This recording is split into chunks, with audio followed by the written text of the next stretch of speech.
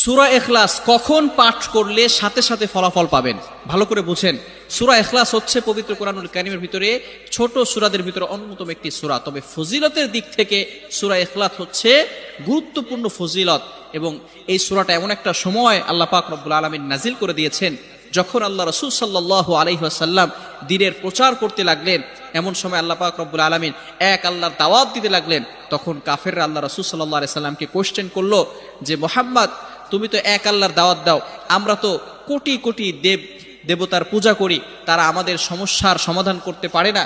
তুমি যে আল্লাহর দাওয়াত দাও সেই আল্লাহ কয়জন এবং সেই আল্লাহর সন্তান আছে কিনা?